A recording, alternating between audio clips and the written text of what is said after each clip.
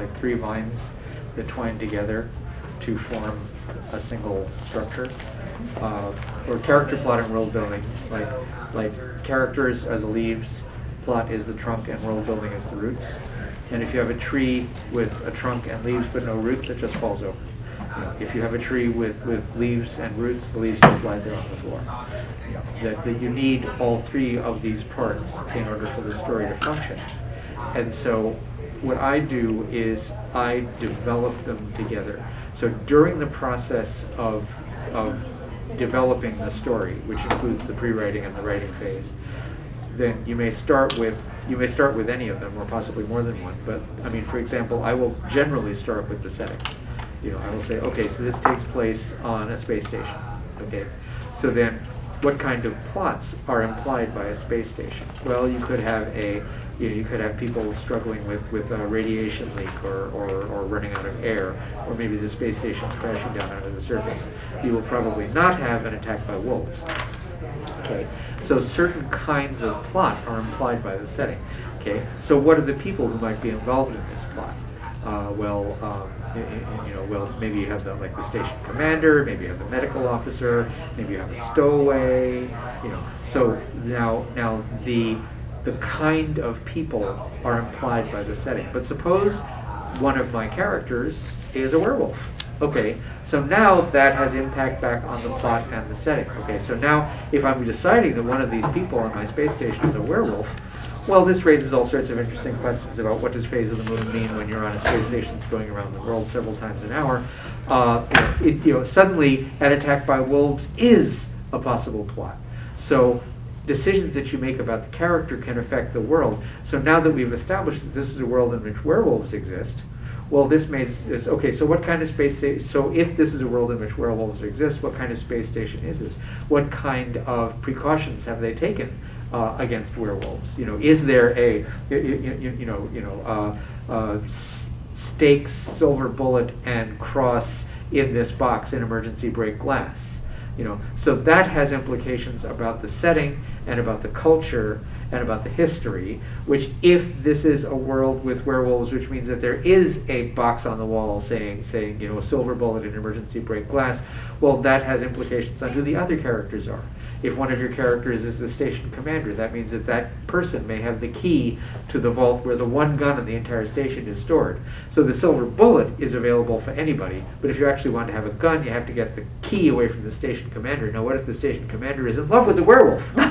Okay, so you see how all decisions that you make about character, plot, and world building can be folded back into changes in the other 2, which in turn can affect the first one. So you just keep twining, you just keep weaving the characters, the plot, and the world together until you get something that feels like it stands up on its own. And then you can start drafting. Or alternatively, you can go through all of this during the drafting process, which means that you have to go back and fold the changes into the stuff that you've already written. So I prefer to get these things all thrashed out to some degree before I begin drafting. But your process may be different. And if you can kind of come up with a catchphrase or Pinterest board or something that helps kind of guide you, it will help your world be more consistent. My favorite example is Firefly, Space Cowboys. It's Space Cowboys. Do you think it's reasonable to think about building a new world around a question of what if? Sure. It seems Absolutely. that a very good worlds have one very small change. What if there were ghosts in New York? Or it's a whole thing. Yeah. It's a thing. Genre, yeah. It's a whole genre. Well, no, that's not what I don't mean the what if genre. I mean that to describe the world you are building as different from the real world, start with the thing that you're changing and let everything else sort of fall out of that. My favorite example that I use, because it hasn't been used to my knowledge and I don't plan on using it, so I feel I can put it out freely into the world, is what if bugs were deadly? What if they were like really, really deadly? Well, wouldn't people then wear hats with veils? Wouldn't that be like a fashion statement at some point? Because you don't just want to wear, like our masks, people have smiley faces on them. My rainbow mask wasn't clean, unfortunately, today, but just by saying, what if bugs are really, really, really deadly? you change the whole world. Absolutely. How do you make cities safe? How do you raise a child? What do houses look like? On the other hand, if you go back far enough, you know, how did you evolve in a world where bugs is deadly? You know, because they, you know, because you would have adaptations to deal with deadly bugs. It might be that the indigenous people are heavily furred, and the non-indigenous people who are not furred have had to make this adaptation. So there's a world building question that implies plot, implies Exactly. character. Yeah. Yeah.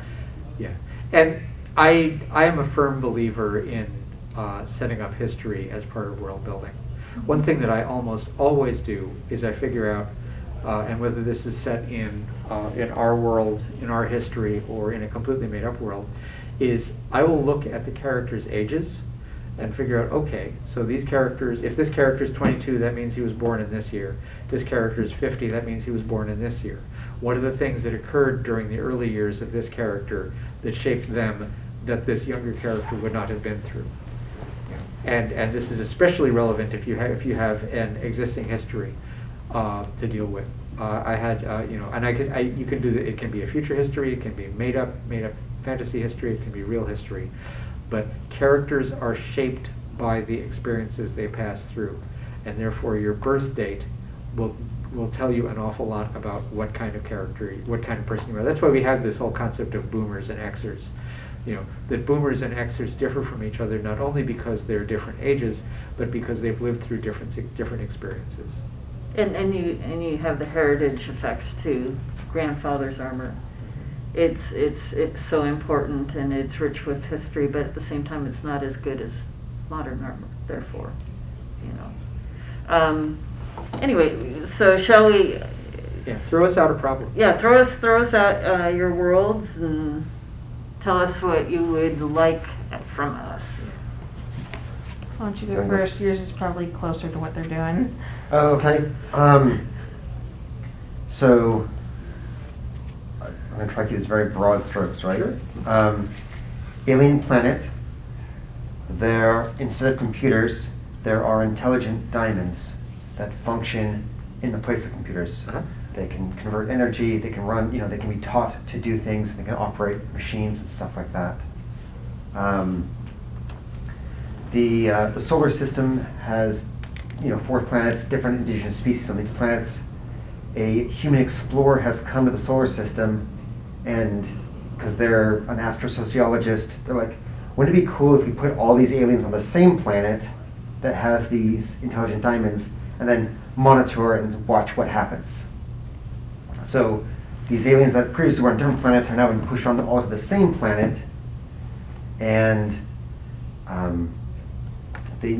in the primary setting for this is a city-state on the planet.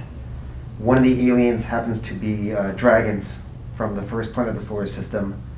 So a lot of the culture is based around how do we deal with this dragon problem, and but still operate. So they build these giant pyramids that are kind of impervious to fire, and dragons don't like to sit on because they're uncomfortable. So Sit on the very top. yeah.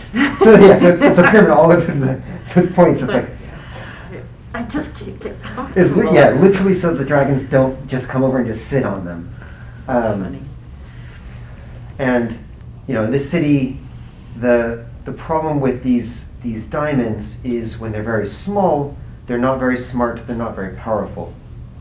The way they don't really replicate, the planet core is actually a giant one of these diamonds. So it's like little bits and pieces from working the plates like come up to the top. Uh-huh. Once they're on the top, they can mate by joining together and and becoming a larger diamond and kind of keep the personalities. So the problem with this is if you keep doing that process to become larger and larger, you have more of these competing personalities. So the most powerful diamonds on the surface have like split personality disorders essentially, where they have these competing intelligences. So literally the city is run by a giant diamond that's insane. Uh-huh. So that's kind of the broad strokes of it. It's Okay. intended to be a silly cyberpunk world and setting. So I guess, how do I either describe that more succinctly, or what questions immediately come to mind as far as, I don't know.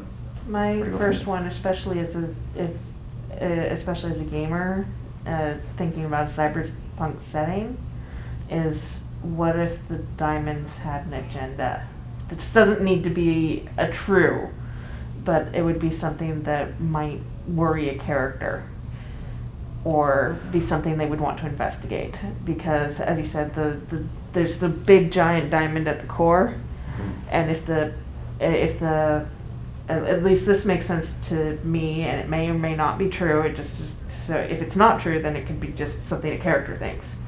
But if there's a big diamond at the core, and all the other diamonds are like little split off pieces of that, wouldn't they inherit something from their core?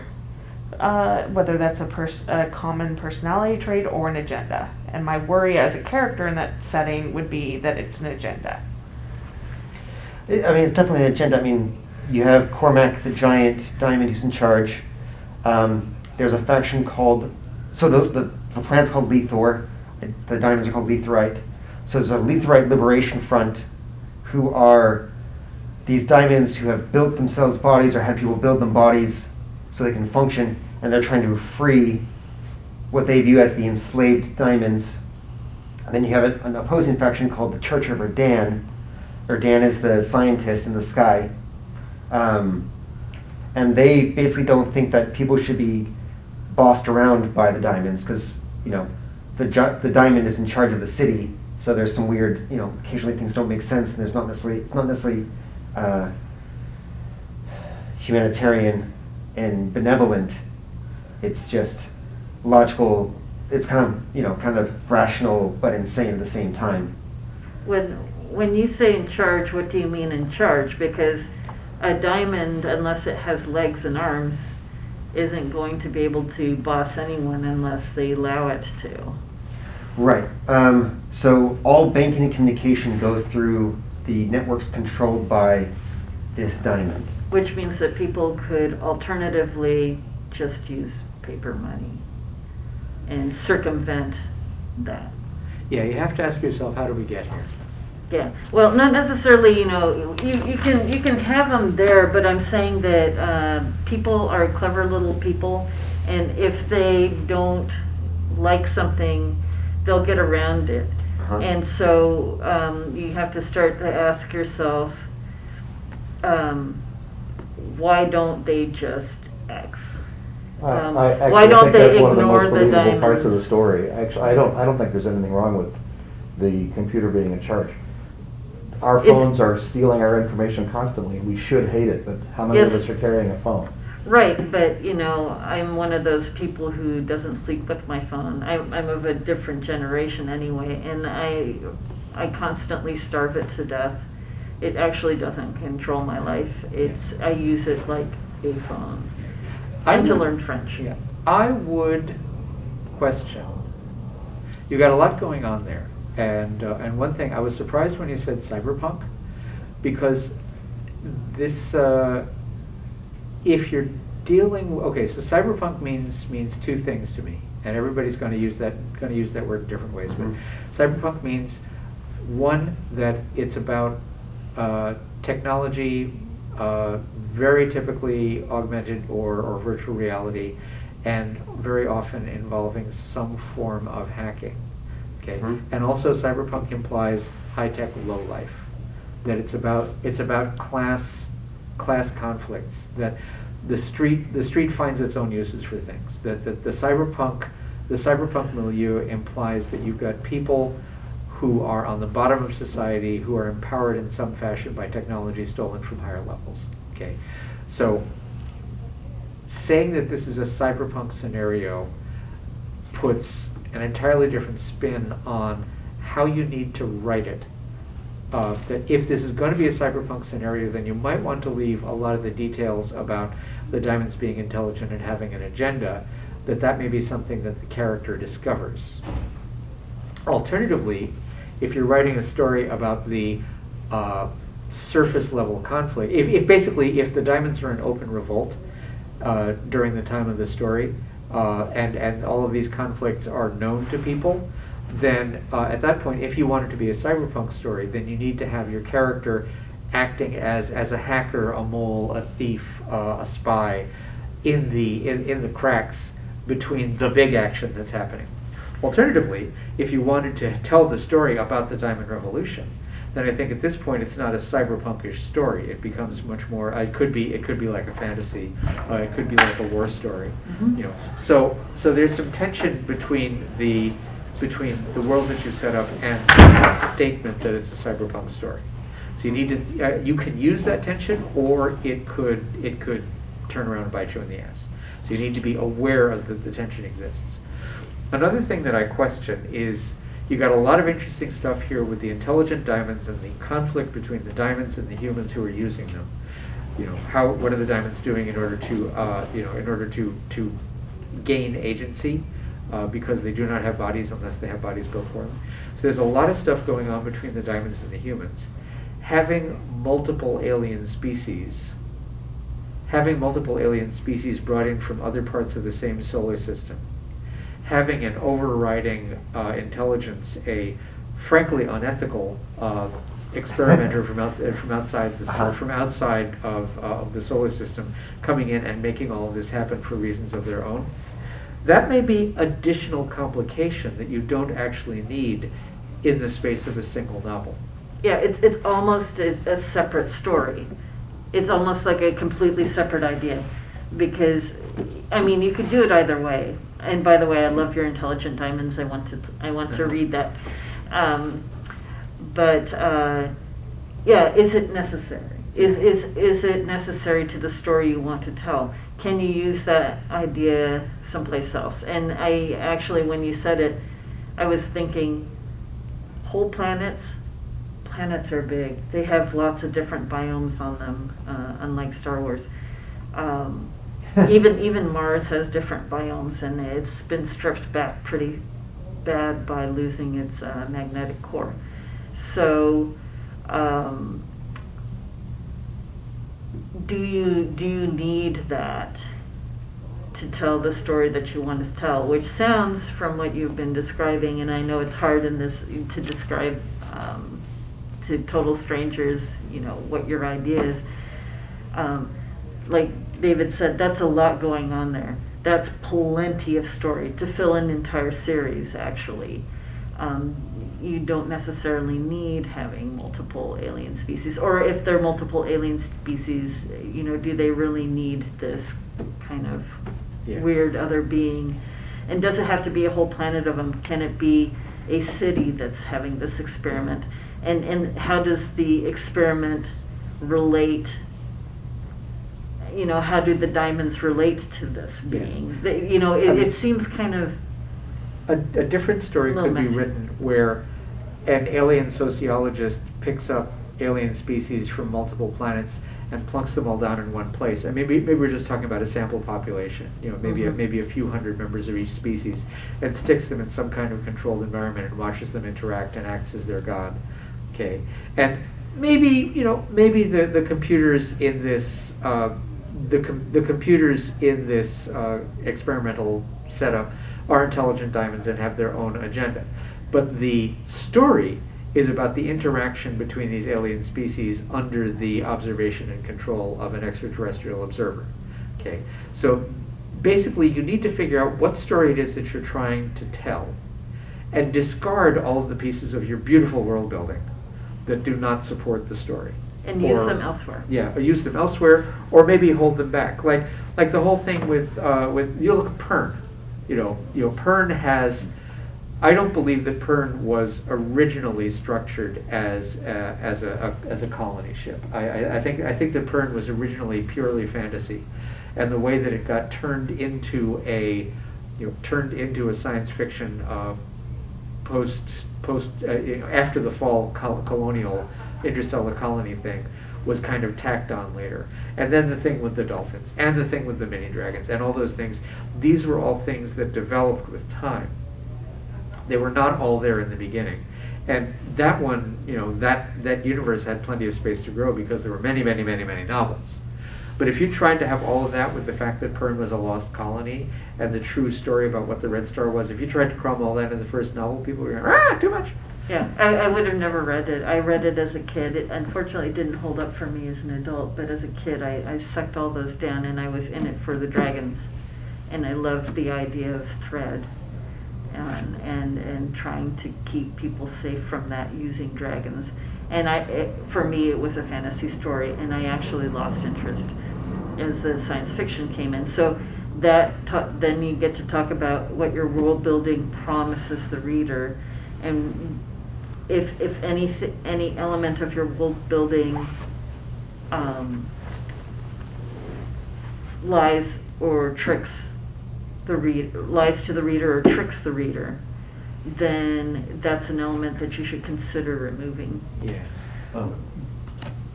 Could also the perspective the story is being told from affect how you're building your world? Totally.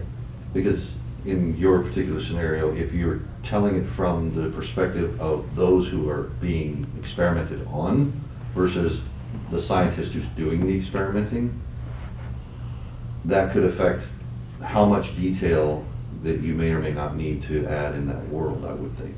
Yeah. As from the scientist's perspective, he's only interested in those things that actually they interact with and that affect what's going on in there. From those being experimented on, their perspective is completely different. They're seeing everything that's going on around them, interacting with the other people or the other beings that are around them. And so, just depending on which perspective you're telling the story from, can affect how much detail you might need in there. And your viewpoint character is not necessarily the hero of the story. The scientist could be the villain of the story, even if the story is written from the scientist's point of view.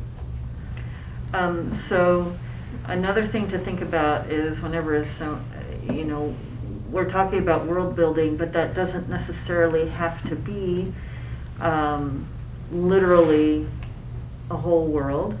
You can leave regions outside of your story to be told about later that have other elements that you want to bring in, but they're outside of the region that you're telling your story in. So it could be that the world isn't controlled by a diamond, that the city-state is controlled by a diamond. This is kind of like a dystopian Wakanda with intelligent vibranium.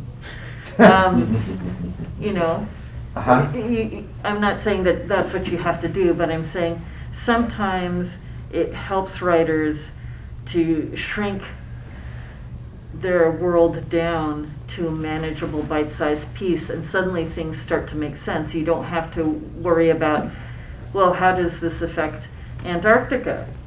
Do the diamonds have anything to do with polar bears? You don't have to think about that because you shrunk your region down. Yeah. And you have much better control over that. Whereas trying to build a world around a concept can be very, very difficult. And I'd like to point out that when we say world building, there's actually two different things that are implied by that phrase. One is designing the environment, figuring out, how many planets are there in this solar system and what's the gravity and what life forms exist here. The designing the world is world building. But also literary world building is building up the world in the reader's mind. That is a literary thing. Jane Austen does not contain that first kind of world building because Jane Austen didn't have to build the world, she was living in it. But Jane Austen contains that other kind of world building in that Jane Austen is providing information so that her readers can envision the place in their minds and have enough information about what's going on that they can follow the plot. Jane Austen's world building is actually extremely minimal, but it is there. She provides enough information about these characters and their situation that you can extrapolate what the places look like. Jane Austen, people always say, I love Jane Austen with the marvelous descriptions of the dresses and the balls. Jane Austen doesn't describe the dresses at all. No, she That doesn't. is entirely in the reader's head. Yes. She describes her world brilliantly by, we're perfectly able to keep cook. Yes. You know, I mean, she says he has 10,000 a year. Her reader then will know exactly how he is dressed. Mm-hmm. And we can probably figure it out because we've seen a bunch of movies. But she never actually said what he was wearing. She just said he has 10,000 a year. Mm-hmm. Yep. You can tell about their circumstances, their concerns, what they talk about, what matters. Yeah. So, and actually the movie with Keira Knightley was brilliantly world built. People take the cinematography kind of for granted. But the fact that they've got geese that they're dodging and a pig that they're taking through the courtyard and into the house is world building. And so when you're talking about how do I convey this to my readers in shorthand, is that you have to have your setting in action. Your character is interacting with these diamonds, and it will, without having to explain the mechanics of diamonds and what they are, the characters will come to learn about these diamonds without you having to describe them at all, except for perhaps their visual appearance and how they feel. Yeah. And whenever you describe anything, I feel that it's best to show character and setting through action. Yes. Have the characters interacting with each other and with the setting and demonstrating through their actions what the setting, how the setting works, what it means to them, and how it differs from the reader's expectations that the readers bring with them. It can be really tough to describe something from the perspective of a native. The native will just say, well, I picked up my diamond. And the reader will not know what this means. A native would not bother to describe it, would not bother to say what it was, except as necessary to distinguish this from some other diamond. So, he picked up his diamond. It was a 15 gigabyte model. Mm-hmm. So and now for you some have reason it information. wasn't talking to him. And so now you know Yeah. that they hold data and they talk. Yeah. And you have to decide what interface they, communicate through or convey Whatever. information through actions. Yeah. It doesn't. You can open with pure setting, but the book that I've seen that did it the most cleverly, I will eventually find the author and title again so that people can read it for themselves. But it was about a river going through a town. And A river runs through it. no, that would be too easy. But he described the river pushing garbage onto the shores, holding secrets, carrying things away from the town. And so the river was in motion and bringing information. So even though you end up with people and characters and stuff, this river and also the setting was told through humidity, creatures running in and out of the river. So you know that this is a pretty. Normally people think when you look out over a river, it's a pretty place and a peaceful place with trees and reeds and stuff and ducks, and no. That sounds like the idea of treating the setting as a character. Uh-huh. It so is. You're almost, if you're going to do that, you're almost describing a character, in the same way that you would describe a character. If you open with setting, I think I hate to say that I don't like rules, because rules, they're good to follow, but I think people tend to be resistant to them. But I think you almost have to treat the setting as a character if you're going to open with setting. Yeah. I'm thinking about the opening of Blue Velvet. Where you start off with this lovely suburb and zoom down into the lawn where you see all these bugs fighting and mating. And that tells you we're going to be looking at the underbelly of society in this movie. Yes. I don't want to hog the whole workshop. I have one more question about the setting, if everybody is, that I might be blind to. We talked about promises from the setting. Like, you hear the setting and as a reader or as a player, you feel like I've been promised this. Uh-huh. So what I would like to hear is, what are what's a promise that everyone, imagines based on this discussion that, you know, I can write down because maybe I'm blind to it, and maybe I need to make sure that I include that, or adjust the setting if that's not something I want to have promised to. For me, the promise is that climax is going to involve something really important, possibly catastrophic, possibly really good, with the diamonds. Yeah. Yeah, it's gonna be a slave revolt. Or it's going to be some new paradigm, some new way to interact that's going to change the world. But it's going to involve the diamonds and the Yeah. thing. And I think it's important to understand why I feel that too. And it's important for me to point out that the reason we expect that the climax is going to involve the diamonds is because the amount of time you spend describing the diamonds. You said, okay, there's the scientists, there are the 4 alien planets, there's the species, there's the dragons, and it's all powered by the betting. The diamonds, everything, and the multiple personalities, okay. So the amount of word count that you dedicated to the diamonds indicated very clearly that the diamonds were what was important to the story. Now, that may just be because that's what's on the top of your mind right now, and in fact, the dragons, which you only merely mention their existence, the dragons are what you think the story is really about. But our conclusion, based on the way you told the story right now, is that the diamonds are what the story is about, and therefore the climax must involve them. Okay. And also, again, it's because the way you described it, what you focused on, you might have focused on something else. If something else was, you woke up, this morning and had granola and you were thinking about dragons for some reason, you might have focused more on the dragons. But for me, dragons fall into kind of like a known category, so unless there was something unusual about them, it wouldn't be for me like necessarily the thing that would draw me as a reader. And the scientist kind of reminded me of MST3K, so I immediately was just like, Been there, okay, yeah. But the diamonds are unique. They're such a unique idea. I really like that. And this is an example of something that is actually something that is a prose technique, which is the more word count you devote to a particular thing, the more importance you build up for that thing in the reader's head. And this can be used for indirection. You can describe something and just have an "oh, by the way," which is the thing that is actually going to be the thing that solves the problem in the end. But you have to be careful because broken promises. Yeah. You have to be really careful. So I want to give time for your project now, if that's okay. My project is not nearly as involved. Cool. See, the thing is that remember what I said about how the conflict in academia is so vicious because the stakes are so small.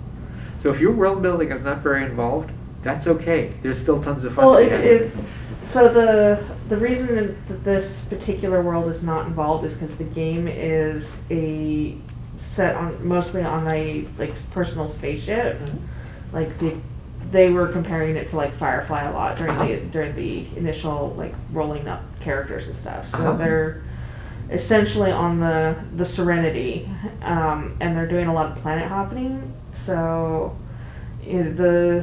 it's not as involved a project because I kind of only expect them to be there a couple of sessions. Okay. But during our last job selection phase, they chose to go after a derelict named the Serendipity. And there were no clues at all in this. They just heard a rumor and decided that that's what they wanted to do. Okay. So we ended the session with them having jumped to the location where the Serendipity was last spotted.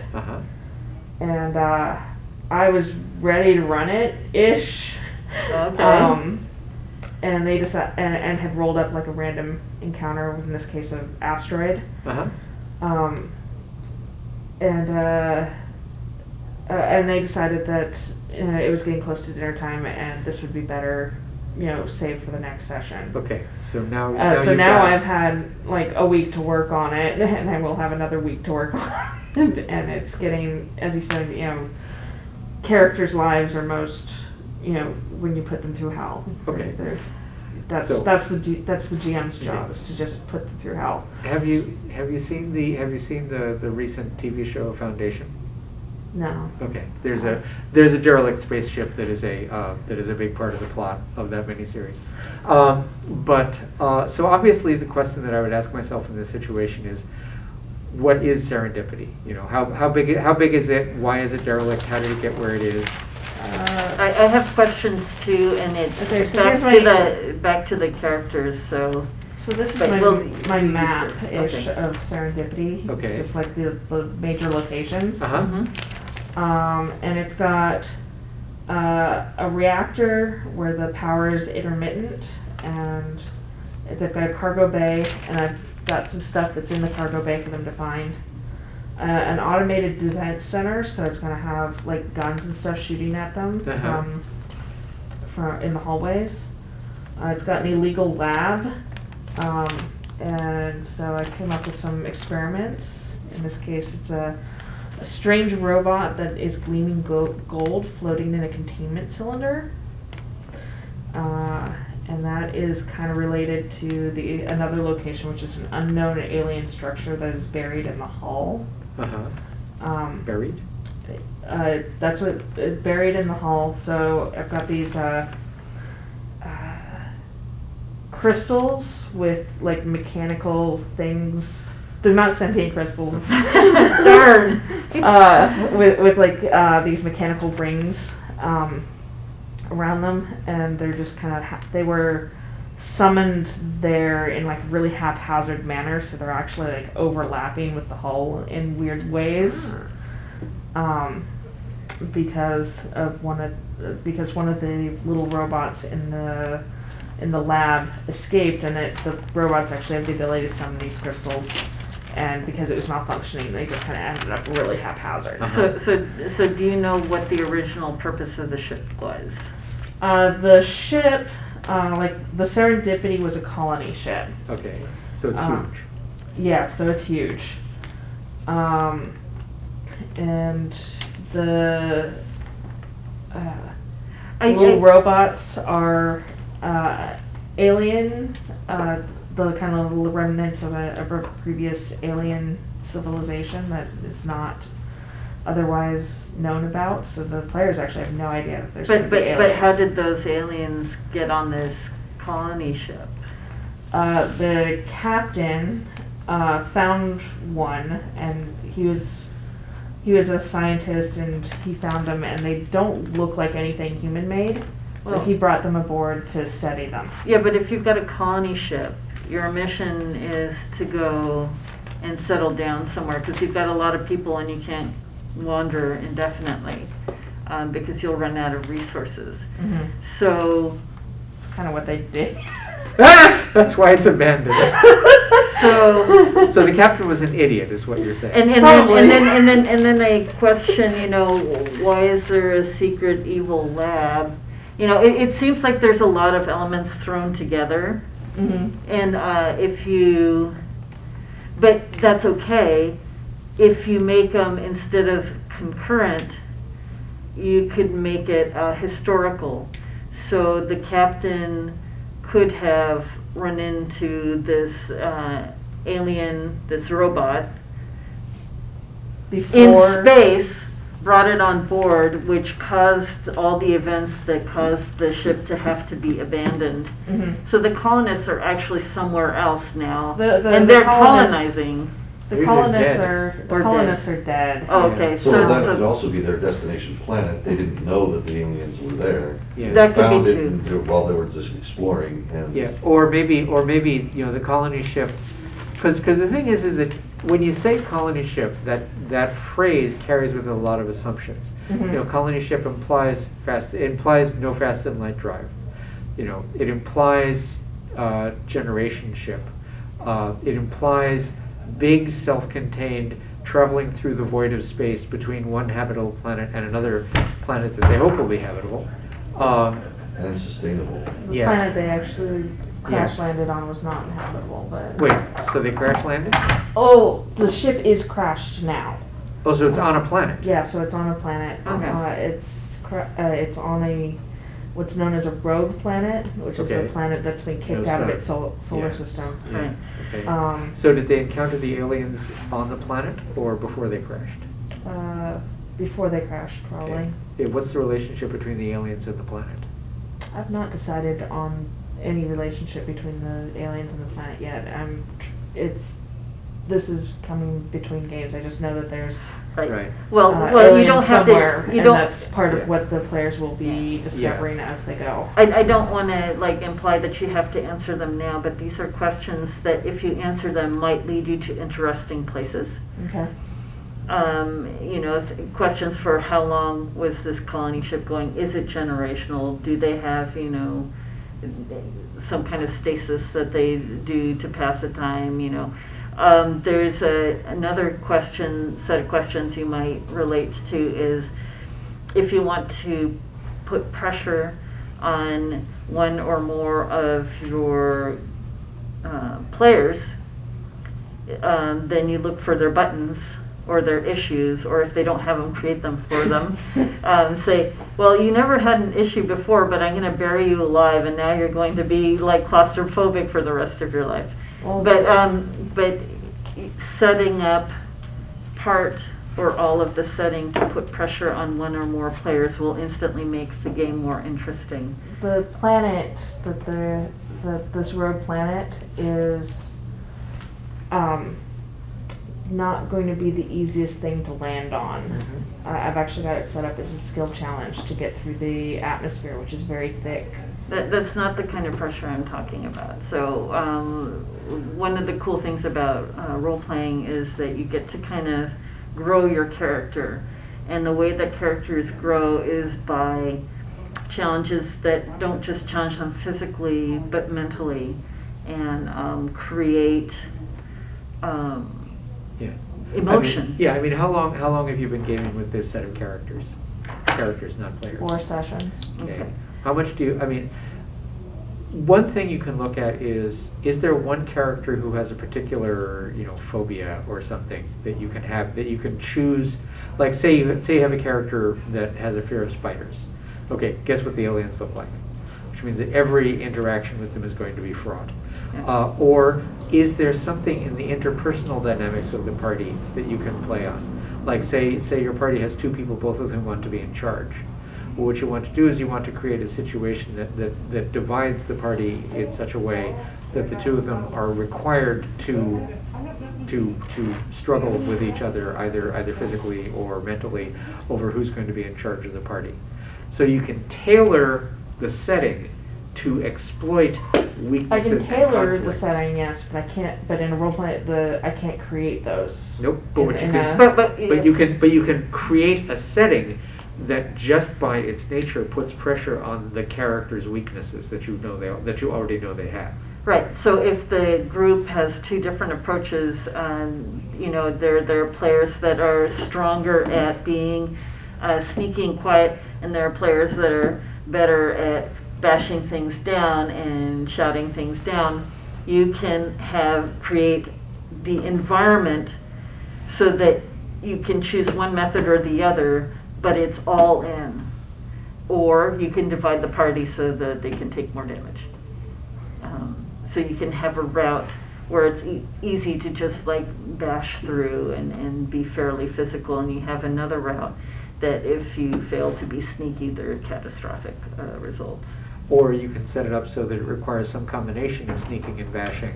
Yeah, such and to so- force the party to work together. Yeah, you can reward them for working together, and if they fail to work together and there are catastrophic consequences, that is also fun. Sometimes games are more fun when the characters fail than when they succeed. Give them an opportunity to learn from their failures. Yes.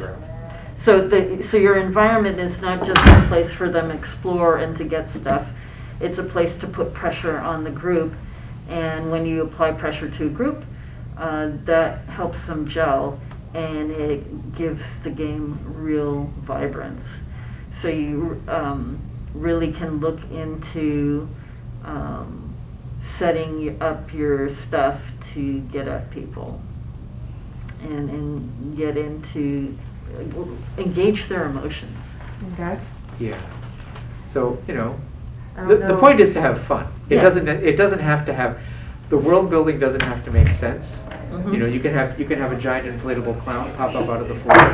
You know, if that's something that if that's something that your players would enjoy and you would enjoy running them through it, have it happen. Mhm.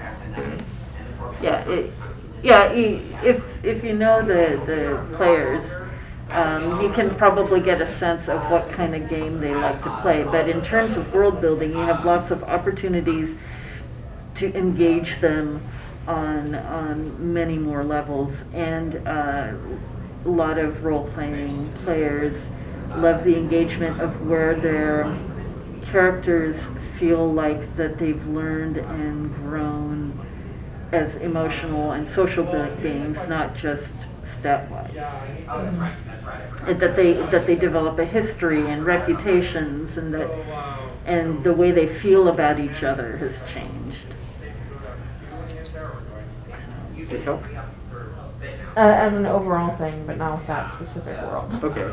So going back to that specific world, you know, do you have ways to set it up so that the characters will have to work together to solve a problem? Yes and no. The initial skill challenge they will have to tackle individually. Uh-huh.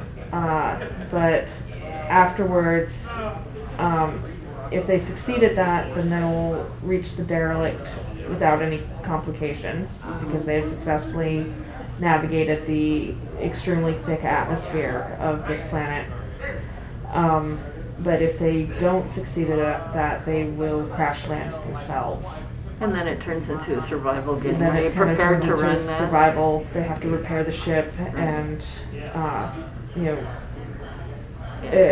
It's just, you know, in terms of world building, you want to, as much as possible, create opportunities that aren't necessarily die rolls and skill checks, but things where they actually have to think about how to solve this problem. Yeah. In character. How would my character solve this problem? Yes. For me? So, you know, they have stuff to find, but again, those are roles, you know, those are perception things. If you can create an environment where they can be creative with it and interact with it in a non-linear way where there's multiple results depending on what they do. Give them a chance to use their improv and acting skills. Yeah, each step in the skill challenge has a different consequence for failing. So if they fail even one of the challenges, they might reach the derelict, but the ship's going to have damage. But is there more than one way to face that challenge? Yes, I haven't actually decided on a way for them to face the challenge yet. They'll have to figure that out. 'Cause It's more of a deciding on how they do something is more work for me. Yeah. right.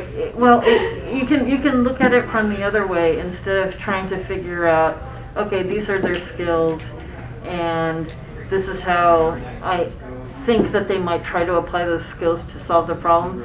Just set it up like, you know, there's a giant boulder hanging from a string, and there's something inside the boulder that they get, but if they add too much weight, the string breaks. Now, they have to use their skills and stuff to apply to that, and you don't have to figure out how it is that they're going to do this. You've just given them a multi-dimensional problem. Are they going to bring in stuff to hold up the boulder?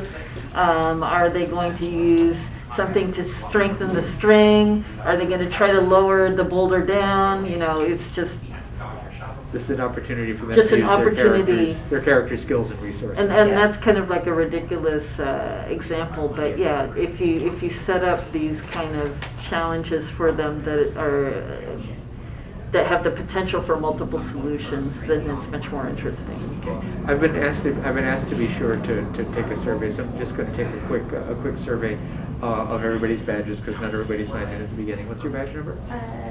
138. 138. Okay. 1924. Okay. 1959. Got it. 1787. Got it. 1251 on number 2. Thank you. Oh, sorry. Okay. 1075. My name's on the top though. Yes, yeah. And 65. 65. I don't think I'm on there either, I'm 91. So we're unfortunately almost out of time, but hopefully you guys, we've given some things to think about and helped out a little bit.